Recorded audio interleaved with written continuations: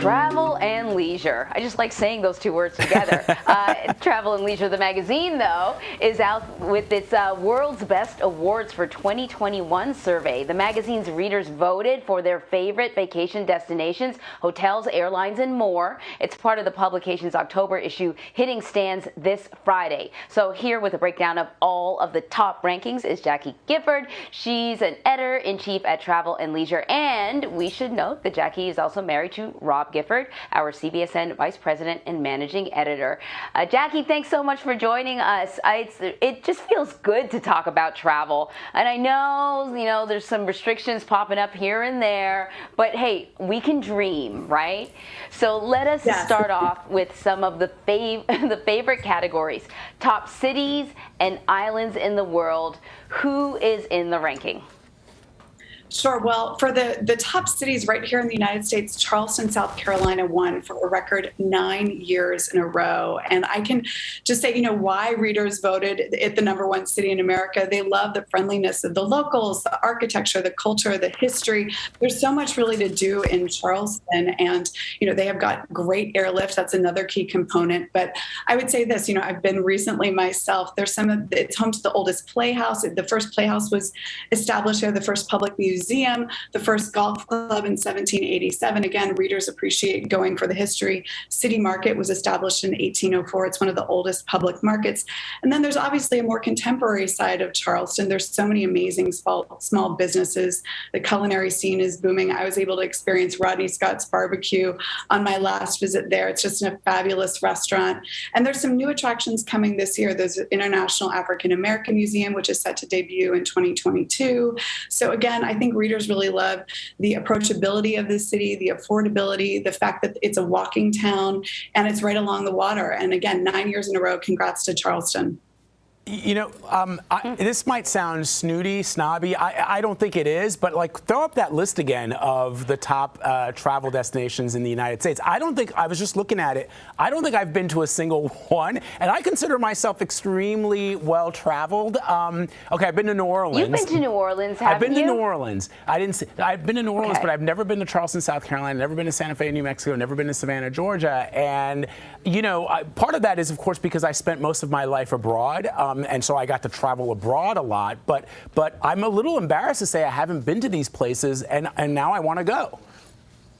Well, that's great, Vlad. Look, domestic travel, I should say, is booming right now. Obviously, we've seen since the beginning of the pandemic that there's the appetite for travel. It's there. You can do it safely. And I think right now we're seeing, again, this huge resurgence in interest in travel in the United States. Hilton Head Island won for the top island here in the continental U.S. I think there's a lot to do right here at home. And for the first time ever, we actually had a U.S. National Parks category. We decided to add that to the list because, again, we've seen that people wanted to go out into the great outdoors. They wanted to appreciate nature, and our national parks have been doing quite well. So Yellowstone National Park won this year. They've been welcoming 4 million visitors annually since 2014. It covers 3,500 square miles. It crosses 3 states: Wyoming, Idaho, Montana. They have so much to see in terms of natural attractions. Obviously, there's Old Faithful. They have hundreds of species of birds, 67 species of mammals. So there's this appreciation for nature and being in the great outdoors, and Yellowstone won. So this is the first time category that we've ever done at TNL. Jacqui, I fall right in line with that because I'm going away, and I specifically chose two national parks that I'm going to go visit, places that I never considered before. But because of this kind of ongoing Delta variant, and also I like the great outdoors, but I just never really thought about it as a vacation spot. And so that's what I'm doing. I'm going to Utah.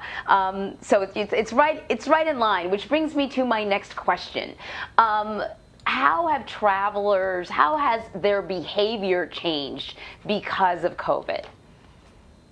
Sure, that's a great question, Anne-Marie. Things have changed quite a bit. I think that one trend we're seeing is people are booking things a little bit more last minute these days. They might have some uncertainty about travel at home, maybe job related. And there's also the work from anywhere trend if you're lucky enough to work remotely. So people see a window in their calendars and they decide to book. So there is this shorter booking window. People are also turning to travel advisors, travel agents for help with booking because there's so many factors, right, that go into travel these days, whether it's testing, testing, certainly if you're going internationally, what mask mandates are in place. There's so many questions people have, so they turn to a travel advisor for help with this.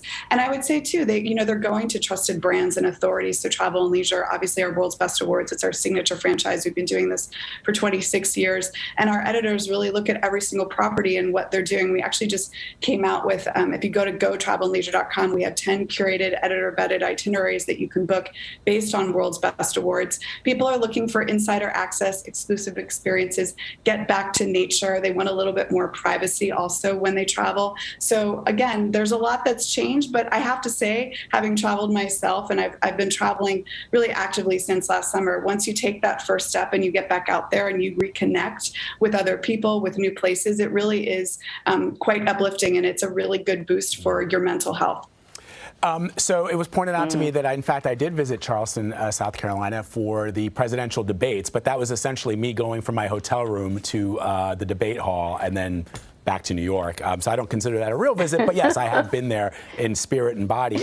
But Jacqui, for years, Singapore Airlines has held on to the #1 spot in the airlines category. Now, that is an airline that I have flown a couple of times in my life. It is amazing. I am actually surprised that it ranks. It's not #1, and I'm gonna guess it's got to be either like Emirates or All Nippon Airways, maybe Japan's national carrier. I don't know. Yeah, we have, so it's a great question, Bob. We have two categories. We have international airlines and then obviously domestic airlines. So Singapore Airlines did win again this year. They've won 26 years in a row, followed closely by Qatar Airways. There's so many great international carriers. Obviously, Singapore, people really rave about the service, the premium classes. They've actually unveiled something new this year where you can use your KrisFlyer points, which are, your frequent flyer miles, to book experiences. I've flown Singapore Airlines myself in 2019. That was the last time I was able to fly them. They had unveiled their record-setting 18-hour flight from Newark to Singapore, and it was a fantastic experience. And then domestically, JetBlue Airways won again. It's hard to believe, but JetBlue is actually 21 years old. I remember when it was a startup, but our readers really, raved about the professionalism, the care, and even the comfort during COVID-19. Their efforts they took to keep people safe. They've continued to innovate. They unveiled new routes this year to Los Cabos, Boise, Idaho, Montana, based upon demand, where people wanted to go. And then they also unveiled just recently their first transatlantic flight to London. And this is really big news for them. And I think, they've got their Mint cabin, which is their premium cabin that people love. They've got 24 fully lie flat seats on that flight to London. So again, JetBlue, people love the snacks.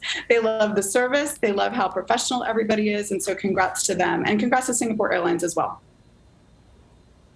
Always the snacks. The snacks could be the game changer. Do not like those little pretzels, I'm just saying.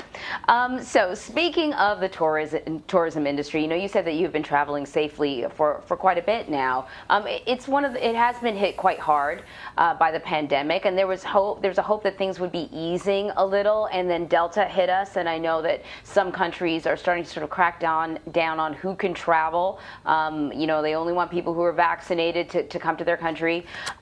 Is it time perhaps for companies in the tourism industry to start reimagining tourism in the future? Because you do get the sense that eventually we will go back to normal, but some things will never go back. Yes, I think that Delta did put a little bit of a damper on travel this summer, certainly, but people still did travel. I think one of the biggest hurdles our industry faces is just communication, clear guidelines around testing, vaccine mandates, and that's something that not only travel faces, but really the whole globe faces, whatever industry you're in. It's educating consumers on what they can and can't do, and also everyday situations change. So I think fundamentally the desire to travel, you're right, Anne-Marie, is never going to go away. I think what our industry has done to keep people safe is pretty remarkable, whether it was, implementing masks in hotels, resorts, on what cruise lines are doing right now. They were one of the first industry to say, hey, if you want to sail with us, you have to be vaccinated unless there's a really special circumstance. So I think overall travel is, resilient. This industry is strong. But yes, I think that there are still hurdles to face. And one of the biggest things also is just consistency, right? Every destination has their own policy. Every airline, airlines have done a really good job from the beginning of saying, hey, you got to wear a mask on the plane. You've got to keep your distance at the airport.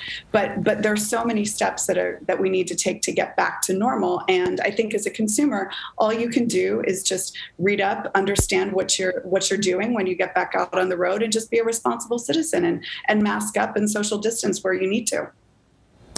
That is very, very good advice. As you say, Jacqui, you and Rob have been traveling quite a bit. Certainly you have, and you've done it safely, and most people are able to do that safely. I'm going to make it a priority to try to get to one of those locations. I've actually always wanted to see New Mexico, and not just because of Breaking Bad. I've always just thought it looks like a very cool place to visit, so I'm gonna try to do that. And Anne-Marie, I've said how I've always felt bad that I've traveled the world but have not traveled the country of my birth as much, and I want to make that kind of a priority going forward.